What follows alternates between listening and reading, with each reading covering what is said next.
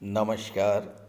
मैं वीके शास्त्री अपने चैनल के माध्यम से आप सभी दर्शकों का बहुत बहुत स्वागत करता हूं।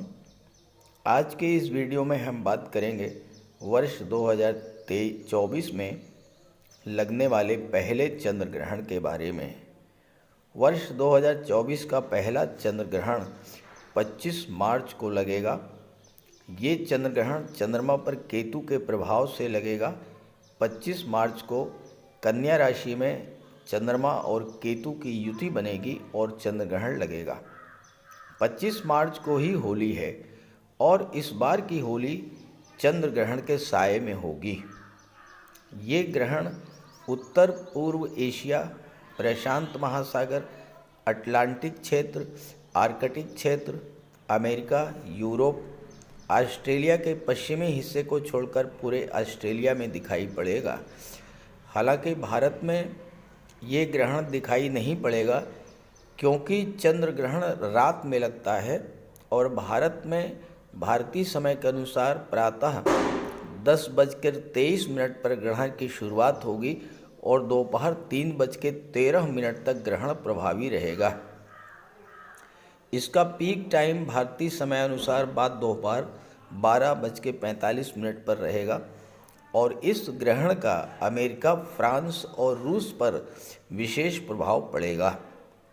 चंद्र ग्रहण का प्रभाव ग्रहण से 1 महीना बाद तक रहता है और किसी भी जगह पर यह ग्रहण दिखाई पड़े या ना दिखाई पड़े, आपकी राशि पर तो इसका प्रभाव पड़ता ही है और देश दुनिया के घटनाक्रम पर भी इसका प्रभाव होता है।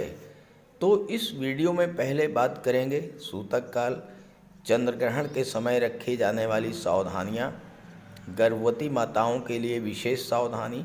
फिर बात करेंगे मिथुन राशि पर इस ग्रहण के पड़ने वाले प्रभाव के बारे में। साथ ही साथ ये भी बताएंगे कि आपको अपनी राशि के अनुसार क्या उपाय करना होगा।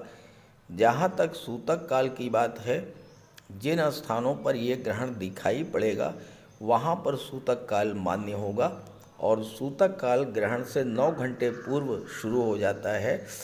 तो 25 मार्च प्रातः 1:23 से सूतक काल की शुरुआत हो जाएगी।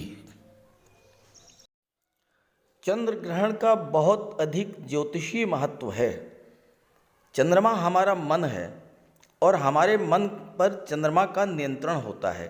चंद्रमा मन, मस्तिष्क, सोच, विचारधारा, संवेदना और कल्पना शक्ति का कारक है। मन के हारे हार है, मन के जीते जीत। और यही चंद्रमा जब पीड़ित होता है तो हमारा मन, मस्तिष्क और हमारी सोच भी प्रभावित होती है।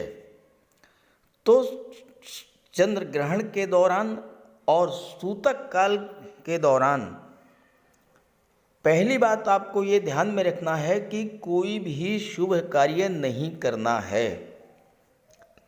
दूसरी बात, सूतक के दौरान सोना नहीं है, जागते रहना है।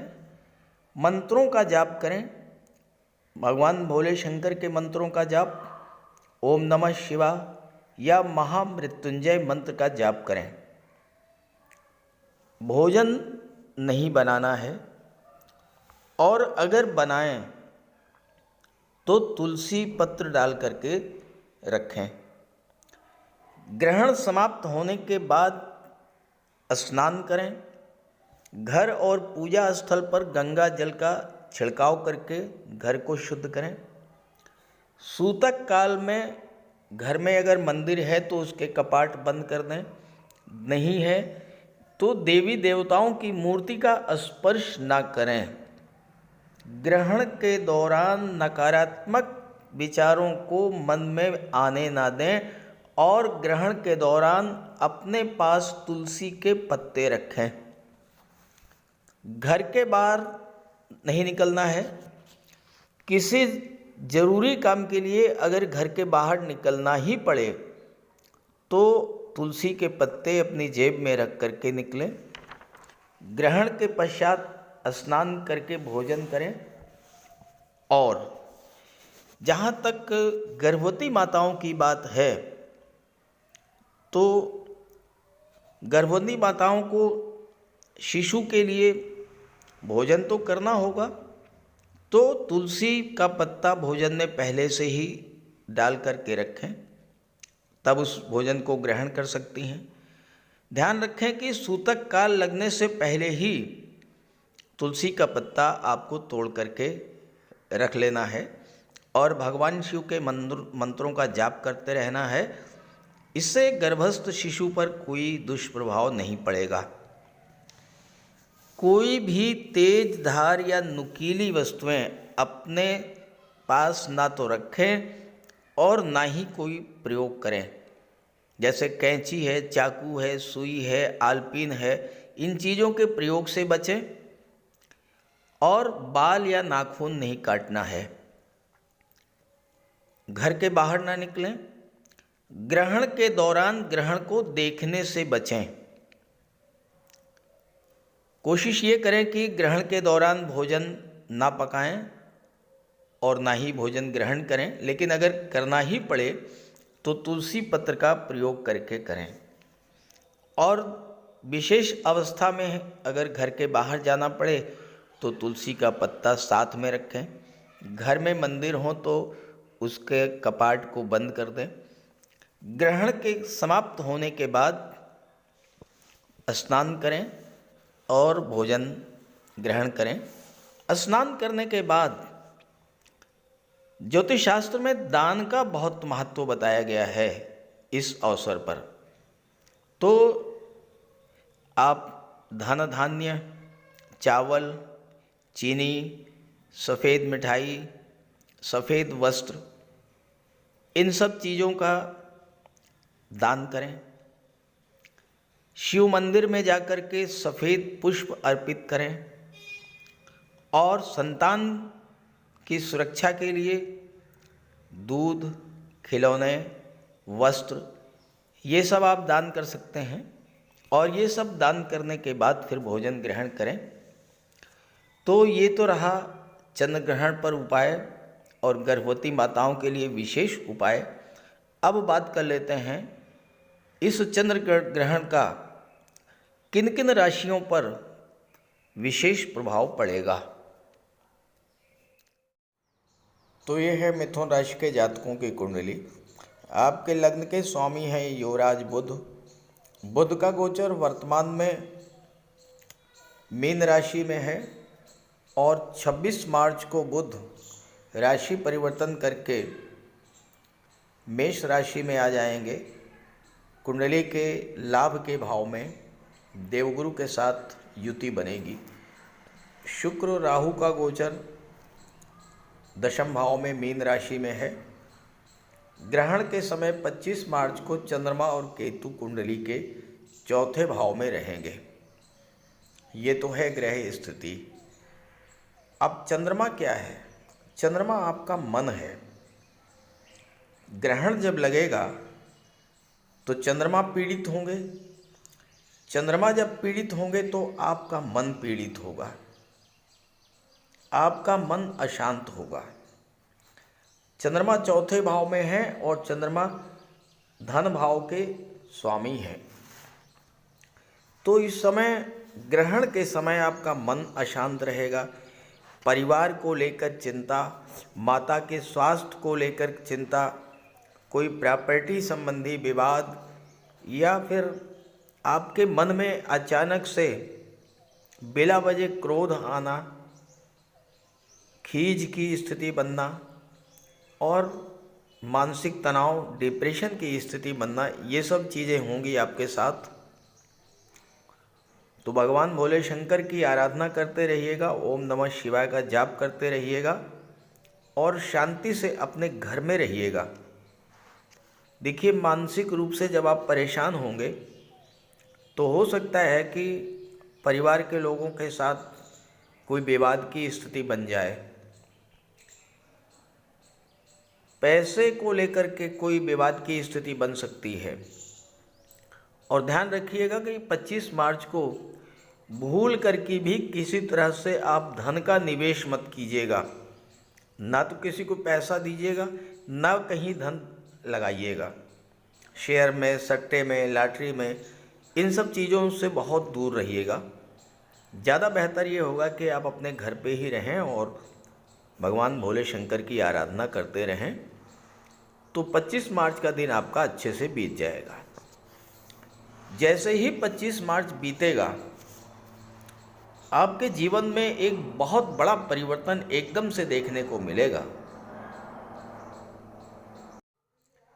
26 मार्च को जैसे ही चंद्रमा राशि परिवर्तन करके पंचम भाव में तुला राशि में आएंगे, बुध भी लाभ के भाव में आएंगे और बुध की दृष्टि चंद्रमा पर पड़ेगी, गुरु की दृष्टि चंद्रमा पर पड़ेगी और आपकी कुंडली के पंचम भाव में डबल गज केसरी राजयोग बनेगा। पंचम के स्वामी शुक्र हैं, जो कि दशम भाव में राहु के साथ गोचर कर रहे हैं। पंचम भाव में गज केसरी राजयोग का बनना शिक्षा की दृष्टि से, संतान की दृष्टि से, लव रिलेशंस की दृष्टि से बहुत अच्छा समय रहेगा।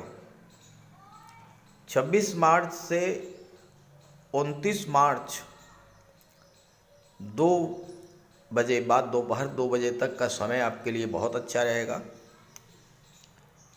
चंद्रमा की दृष्टि लाभ के भाव पर, लाभ के भाव में बुध बैठे हुए हैं और बुध आपकी कुंडली में आपके लग्न के स्वामी हैं और चौथे भाव के स्वामी हैं, जबकि गुरु आपके कुंडली में सप्तम भाव के स्वामी हैं और दशम के स्वामी हैं।